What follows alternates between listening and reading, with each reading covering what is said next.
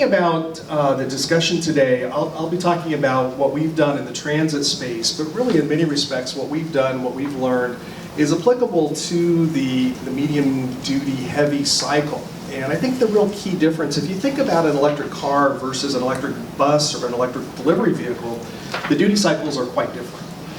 When I'm not riding the bus, I have a plug-in hybrid Fusion that runs on electric power. That vehicle probably spends 95% of its time parked somewhere. It's parked out front here. It's going to be parked out here for 3 hours. If there was a plug out here, I could plug it in. It would sit there. It would charge up. When I'm ready to go, I've got battery power to get me at least part of the way with that vehicle where I need to be. With a transit bus, it's very different. With a transit bus, when that bus leaves the yard in the morning or the operating facility in the morning, that bus is in operation pretty much non-stop until the end of its service day. It doesn't have a chance to plug in for multiple hours at a time in between short spurts of activity. And again, if you think about a transit vehicle, you think about a medium-duty vehicle, they're kind of doing the same thing. What we're doing, what FedEx, what you pick your favorite delivery service is doing, those duty cycles are quite similar, and it creates some unique challenges. To give you a little bit of our story, Foothill Transit is a public agency. We are a joint powers authority. We're comprised of 22 cities in the eastern San Gabriel Valley of Los Angeles County. The County of Los Angeles is also one of our member agencies. We serve about a 1.5 million population area, 327 square miles, so it's a pretty sizable area. We transport a little over 12 million customers per year, customer trips per year, 36 local and express routes, and our fleet is primarily comprised of vehicles that are compressed natural gas powered, and we have one of the largest electric bus fleets in North America, currently at a count of 33. And for us, moving into this space, innovation has always been a part of what Foothill Transit is about. We were created to be a different kind of transit operator, to do things a little bit differently. So we really lean in on innovation. We also are very focused on the fact that our primary business is not to be a technology innovator. Our primary focus is to get people from where they are to where they want to be. And we always want to be mindful of that. We could be running the cleanest, slickest, fanciest fleet, but if we don't take our customers where they need to go, it kind of doesn't help us achieve our mission. So again, something to think about as we work through this technology. Again, this is our mission. You can see that the last word here is innovation. It's actually part of our mission statement. But again, we focus on safety, we focus on being responsive to our communities, about being good stewards of public dollars.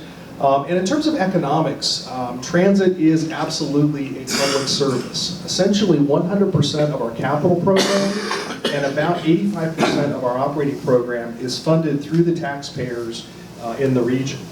So we are not a for-profit business, we are very much a public service, which puts us in a little bit different space to be able to move into these technologies.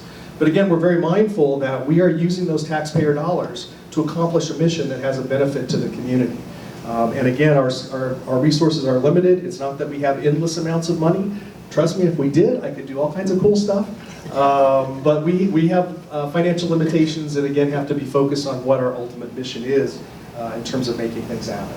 We have air quality issues. So this is important for all of us. This is important for our residents, for our families. We've got to do things different. And I think the great work that's been done over the years in a variety of sectors has really helped. But again, air quality is a big challenge. So for us, our journey really began in 2010 when we were looking at electric vehicle technology in the transit space and really felt that we were on that tipping point, that launching point. We were the first transit agency in North America to implement a heavy-duty, fast-charge transit vehicle in daily transit operation. Those were 3 purpose-built vehicles. They were not assembly line vehicles. Each one of them is a little bit different because they were purpose-built. But we launched that service on September 3rd, 2010. That line continues to operate with those vehicles. The line serves Pomona and the city of Laverne. And what's unique about these vehicles, they do have a fast charge technology. I'll tell you a little bit more about that. Our journey has continued. Our first 3 buses were fast charge vehicles. The second group of buses, 12 buses, were also fast charge. So those are operating on our line 291. That line is fully and completely electrified. We have 2 additional 40-foot buses that are fast charge. And then we move into the next group of vehicles that we're experimenting with. We have 14 extended range buses that we took delivery of in 2017. 3 buses added to the fleet most recently that we're using for our City of Duarte shuttle. So in many respects, we're operating 2 different fleets, and I'll tell you a little bit more about each of the characteristics of these. And then finally, I'll tell you about a really exciting project we have, which is our electric double-deck bus. So stay tuned. Again, current service, the line 291, this was our first service that we deployed. What's unique about this service is that these are fast charge vehicles. The batteries can charge from theoretically from a 10% charge to a 90% charge in less than 10 minutes. We generally don't take them all the way down to that level. We're charging those buses about once every 2 hours. We can theoretically run these buses 24 hours a day, 7 days a week. They can just keep going as long as the charger's up and running. That's the real key. Downside is the range on these vehicles is only about 40 miles. So if you think about the distance on our longer routes, if you were to go from Montclair to downtown Los Angeles with a range of 40 miles, at what point do you think the customers would have to get out and start pushing the buttons? Somewhere around Cal State LA. So you can see the limitations on this particular technology. It can be applied in particular environments, but it does have its limitations. Also with a 40-mile range, essentially we have about 2 hours or less of energy stored on board. So if the power grid goes down for any reason, how much time do we have to be able to respond? Not much. And that's not happened often, but there have been a few occasions where the power grid, for whatever reason, has gone down, and that means that that particular subfleet goes out of service, and we've got to be able to recover. These are all things that we're learning in terms of energy resiliency and how we manage the energy. The other thing is that charging time frame takes about 5 minutes at our Pomona Transit Center, which is at the center of this particular line. That's a publicly owned facility. Josh Landis is here with me. Josh is our planning manager, and one of the things that Josh and his colleagues have had to do is rewrite the schedule to accommodate that charging time. Something we hadn't really thought about when we launched into this, but again, you've got to build those kinds of things in because it's different than the traditional buses that we've always operated. In terms of our charging stations, we have 2 charging heads at our Pomona Transit Center.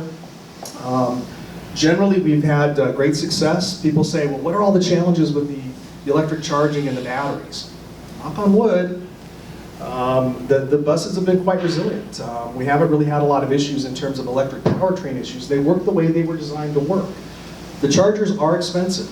These chargers are running about $1 million.